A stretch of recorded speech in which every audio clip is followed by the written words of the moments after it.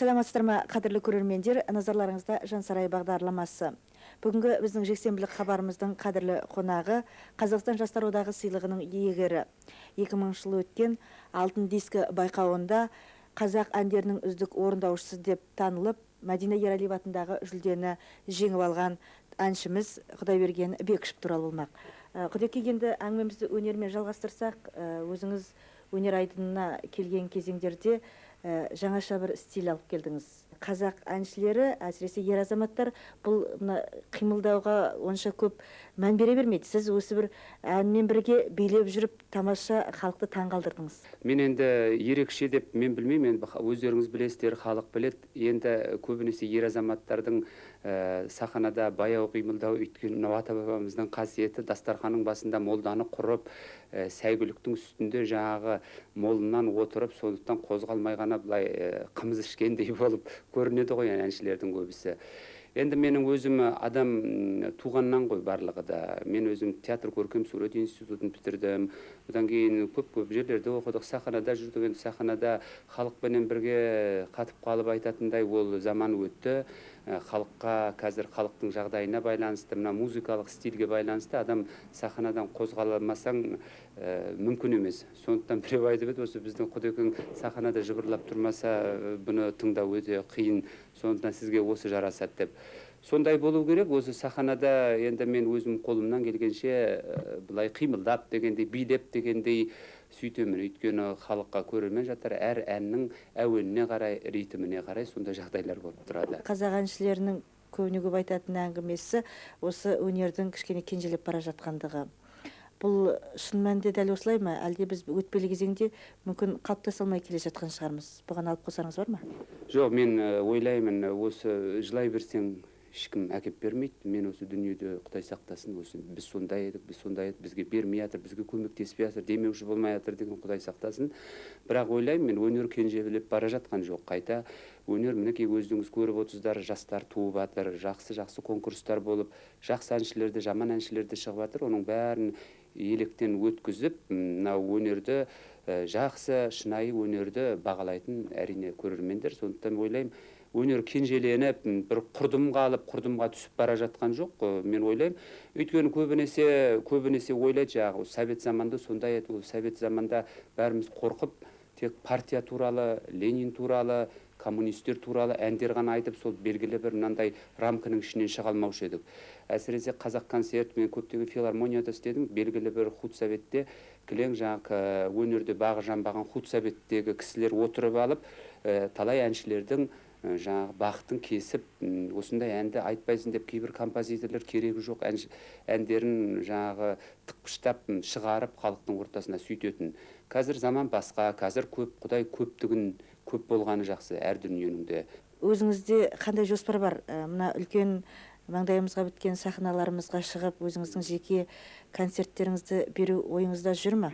Әрине, ол жаңағы солдат, жаман солдат генерал болмаймын деуші. Әнші болғаннан кейін әншінің жақсы репертуары жақсы болу керек, оны өздеріңіз білесіздер. Мен енді ол жаңағы менің репертуарым былай жаман емес, бар репертуар. Оның бәрін бірақ жүрдім бардым қылып сахнаға жай ғана шыға салып, билетті сатып, жаңағы халықтан жаңағы көрерменге өзім есеп шотымды былайынша бергім келмейді. Менің профессионалдық қасиетім оған кәсіби деңгейім жібермейді. Өздеріңіз көріп жүрсіздер, талай мінекей республика сарайында концерттер болып жатыр, бірақ көбінесе оның барлығы да 100%-ке бір керемет болып жатқан жоқ. Халық кей кезде, ой, осы біздің қазақтың әншілерін қойшы, концерт сондай бір жаман, нашар өтті дегендер сыпыстар болып жатты. Әрине, мен ондай концерт жасағым келмейді. Сондықтан мен осы ойымда бар, тек қана бір көптеген жаңағы әндер жинап, репертуар жинап, бір басқа бір жағынан өзіме Құдайберген Бекішевке лайықты жағынан келген көрермендерім сүйсініп кететіндей үлкен талғаммен жасағым келеді. Заман талабына сай жалпы біздің әншілерімізде жаңаша дүниелерін көрсетуге тырысады. Өзіңізде де осы клип деген дүниенің бірнешеуінің басы қарайды. Бұны жасауға қиындықтар келген жоқ па? Өте қиын. Клип деген ол өте қиын дүние. Белгілі бір кинофильмнің үзіндісі сияқты кино түсіргенмен тең ғой. Ал енді ол менің ойымда өте клип бар, әттең жомарттықта жоқшылық қинайды дейді ғой, енді оның айтатын заман. Сондықтан да бір-екі әндерім бар, клип түсірем ба деп жүрген, болашақта тәуір қылып түсірем ба деймін. Ал енді кімнің қолынан келіп атса, жаңағы демеушісі бар, спонсоры бар, сол кісілер түсіріп жатыр. Ол нұр үстіне нұр, жақсы клип та бар, жаман да клип бар.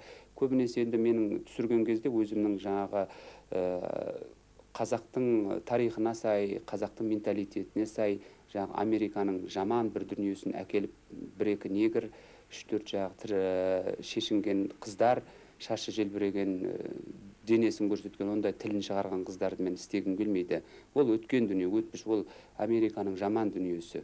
Ал мен өзімнің қазақтың ұлттық нақышына сай әдемі бір дүниені әкелгім келеді. 10 клип жасап, тек қана ол 5 минуттық, бір күндік дүние қылмай-ақ, бір клип жасап, 1-2 жылға көрерменнің қандай тамаша дейтіндей жасағым келеді.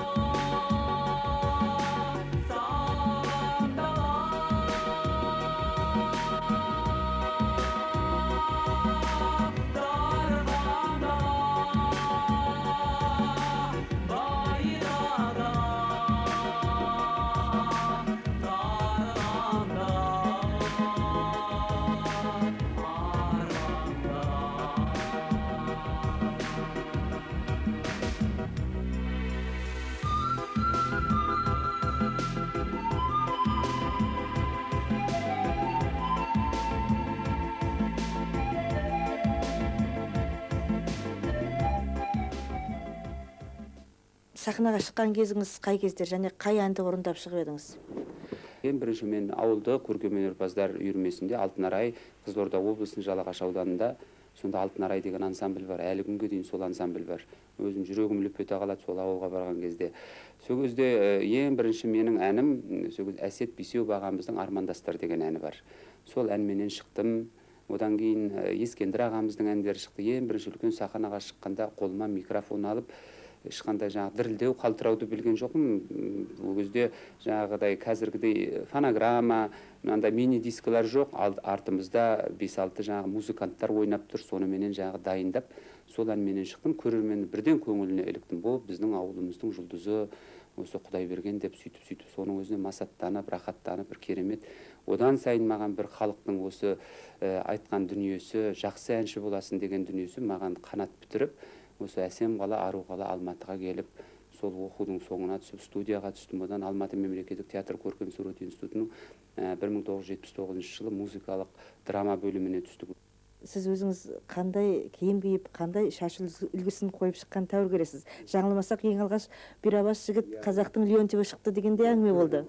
Дұрыс, өйткені ол енді мен одан кейін институт бітіргеннен кейін қысқаша айта кетейін, өмір Қызылорда облыстық қазақ драма театрында Нартай Бекежановты сонда белгілі бір актер болып жұмыс жасадым. Ол кезде ән айтып, бір жағынан актер жақсы рөлдерде, жаман да рөлдерде шықпай қалған, жылаған күніміз де болды, режиссерден таяқ жеген күніміз де болды. Сонымен қоса облыстық филармонияда да мен қатар әнші болып қызмет жасадым. Сосын 88 жылы Москваға Россияның бір топ әртістері келіп, осы қазақтың әншілерін оқитын үлкен шеберханаға мені алып кетті көріп. Сол шеберханада оқыған кезде, ол кезде енді ол 80-ші жылдың, 90-ші жылдың тағы бір үлкен өзгеру болды. Шаш қою өзгерісі, мына жерге цеп тағу, енді өмірден қалмаймын ғой, жастау жігітпін, енді Құдайға шүкір бәрі жақсы. Сондай үлкен бұйрабаспенен мен осы қазақ филармониясына, қазақ концертке келдім. Сол қазақ концерт жұмыс жасап, мені әнші вокалист қылып алған менде Роза Бағланованың жүргізушісі болдым. Одан кейін пародиялар жасадым. Өйткені мен өзі бірден әнші болып лып етіп шығатындай, ол кезде маған үлкендей уақыт болған жоқ. Маған былай аяғымнан көтеріп жіберетін көп кісілер қарсы болды. Әлі күнге дейін ол кісілер отыр сол қазақ концертте. Өйткені көп адамның аяғынан шалып отырған кісілер бар ғой деймін, өздерінің миылары, білімдері жетпесе де. Сондай кісілер көп маған қиыншылық көрсетті. Сонда да болса пародиямен өзімді шығарайын деп, мен 1 жылдай ғана істедім, көп істеген жоқпын. Сосын мені қазақтың Леонтьеві деп кетті. Ол енді Құдайға шүкір, ондай үлкен азаматтарға теңеп атқанға. Оның енді былай өнердегі орны бар жігіттердің бірі ғой, осы еліміздегі. Сондықтан соған ұқсатты, шашта қойдық, шашта алдық та, тықырлаттық та, ол енді өмірдің ағымы. Қазір онымен енді мен шаш қойғанда шашты кейіннен алып тастаған ішіндегі миым кетіп қалған жоқ, ол қайта шашым оның орнына жаңа стилімді нағылып, халыққа тезірек көрініп дегендей білді. Ал енді менің концертте киген киімдерім мәселенке жаңа бір галстукпенен сықиып шығып, қарынды қампайтып, бетті табақтай қалып шығу емес. Мен түрлі халықтан өмірде кимейтін, халық мысалы мен сияқты жігіттерінде өмірде анандай мынандай жылтырақ костюмді өмірде киіп жүрмейсің ғой, күледі. Сондықтан сахнаның бір өзінің әдемі бір мәдениеттілігі болады, сахнаға келетін. Сондай жақсы бір киімдерді қолымнан келгенше тіктіріп, ерекше бір жағы оғышалау болу керек қой, өйткені. Сіздің балаларға алып шыққан әніңіз Қуырмаш. Осы кішкене біздің бөбектеріміздің ортасында ойнатып тұрып осы әнді алып келдіңіз. Жалпы бұл туралы өзіңізден ой қалай туды? Өйткені бұл мен кезінде қазақ концерт істеп жүргенде біздің атақты керемет әншіміз Мақпал Жүнісова, сол кісінің Назарке деген ансамблінде де мен жұмыс жасадым бірге. Сол кісі де көп маған көмек көрсетті. Ең бірінші тұңғыш осы қазақ әншілерінің ішінде Құдеке деп мен өнерімді бағалап, Түркия өзде болып атты ғой, Түркияға апарды ол кісі мені. 10 шақты күн ең бірінші Түркияды сол кісінің арқасында көрдім. Содан кейін сол кісінің ансамблінде істедім, ән айттық, концертін жүргізіп, сөйтіп жүрдік. Сонда біздің жаңағы музыкалық жетекшіміз Нұрлан Байгөзов деген кәдімгі жақсы композитор, атақты. Сол кісі Құдай берген, мен бір Қуырмаш деген ән жаздым, осы сағының өзіңнің жаңағы амплуаңа келеді ғой деді. Сосын ол көбінесе Мақпалға да жазған екен, сосын бірінші сол әнді маған берді.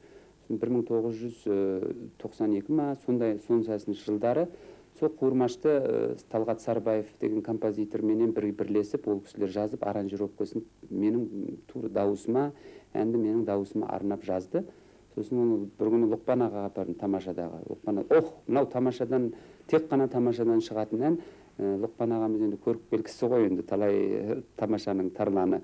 Сол кісі айтты, мен сен өсесің, сен бала өсесің деп, менің қолымды алған есімде.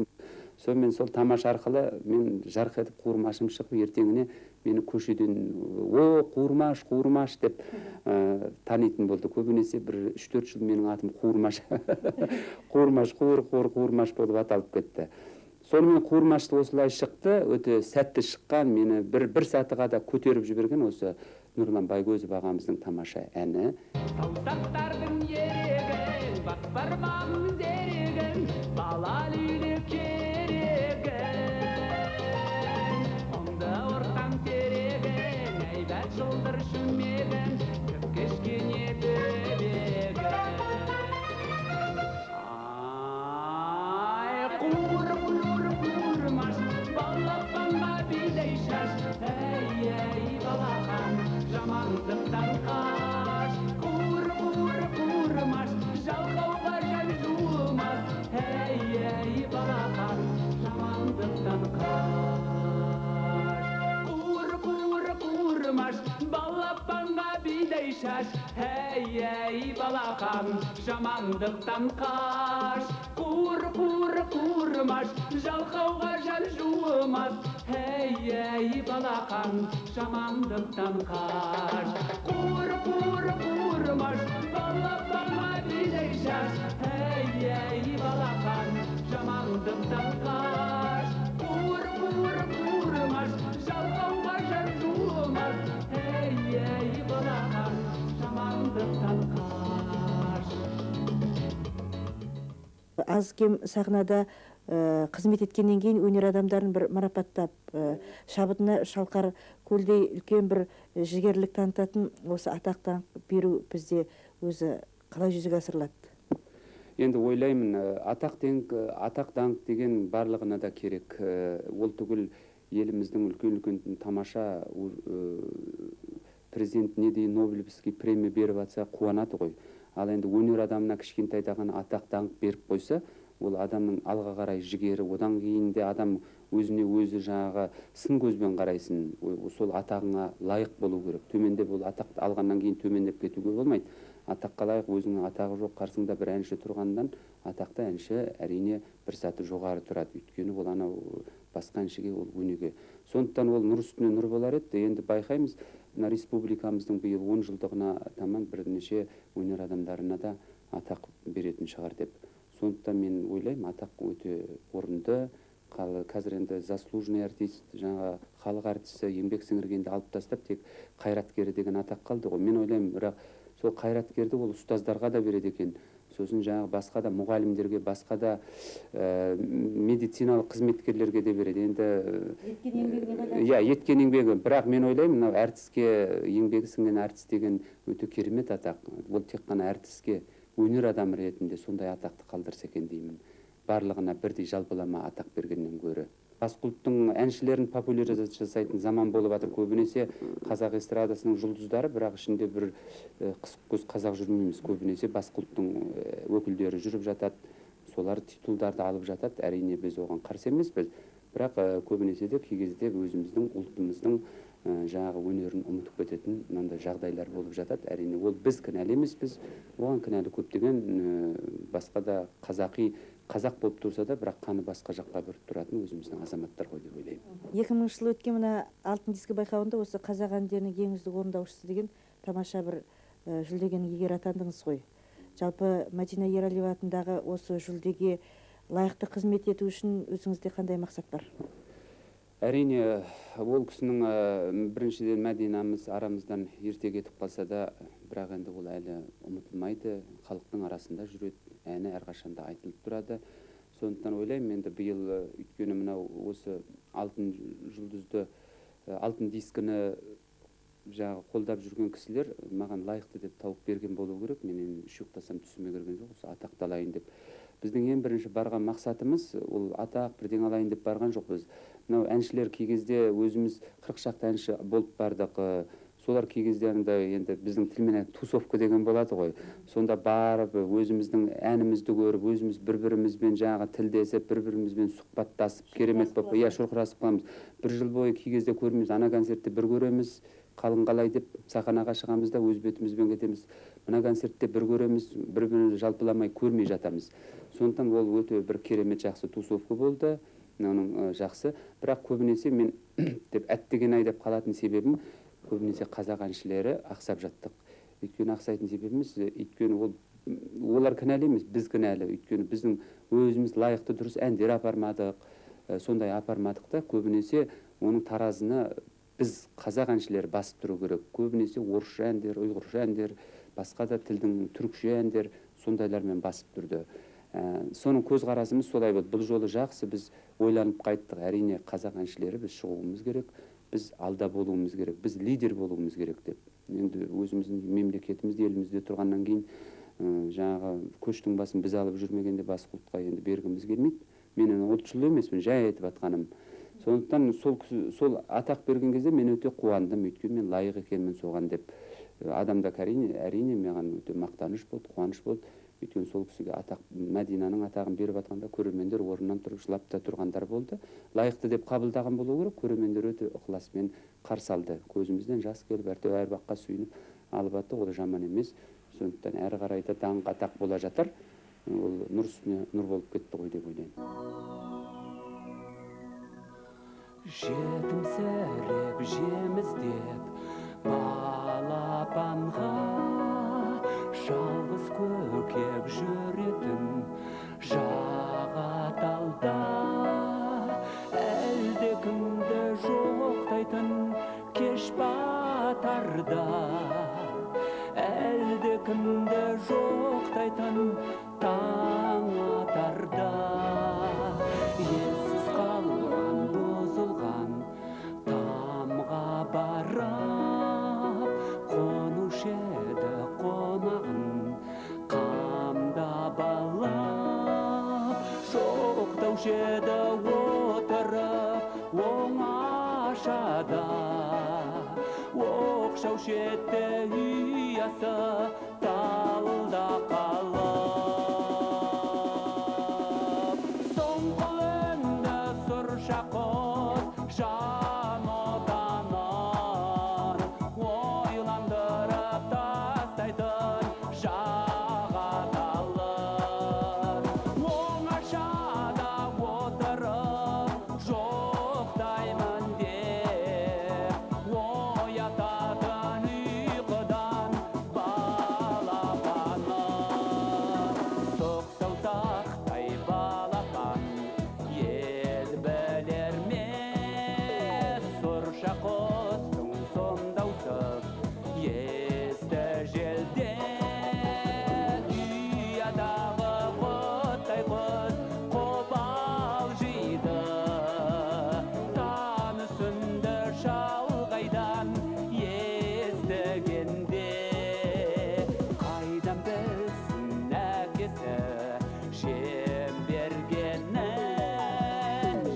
бергенін қаршыға өңгергенін қайдан білсін шешесі жер бергенін ұядағы титімдей шерменденіп соңғы үнді сұршақот жан отанын ойландырып тастайтын жағаталын оңашада отырып жоқтаймын деп оятатын ұйқыдан балапаны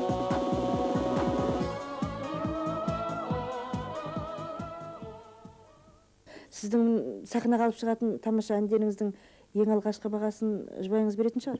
Сол кісі береді ғой. Сол кісінің жаңағы несіне экзаменнен өтсем, емтиханнан халыққа жетті деген сөз. Ол айта салуы мүмкін кей кезде, ой, мне не нравится, что-то не то деп, бұл кісілер сөйтіп айта салады. Сондықтан ол кісі көбінесе мен өзімді әнді ақша төлеп жақсы еңбек жасап атқаннан кейін жаман дүниені алып келгім келмейді. Сіздің балаңыз өнер жолын қуғысы келмей ма? Жоқ, енді мен балам өнер жолын енді мен қуат деп мен көріп тұрған жоқпын. Көріп кел емеспін, қазір көріп келдер көп қой, барлығын айтатын.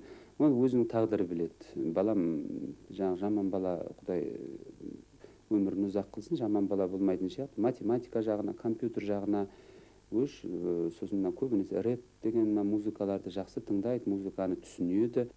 Менің әнші ретінде әрқашанда ойлайтын, көрерменге жақсы ән әкелсем, жақсы бір клип әкелсем, жақсы бір концерт қойсам деп, ол бәріміздің ойымызда. Мен түгел ойлаймын, осы Роза Рымбаева супер жұлдызымыздың өзі сол жақсы ән әкелсем, халыққа, көрерменге жеткізсем екен деп жатады. Өйткені барлық әншінің мақсаты, арманы. Егер арман болмаса, өмір сүрудің не керегі бар?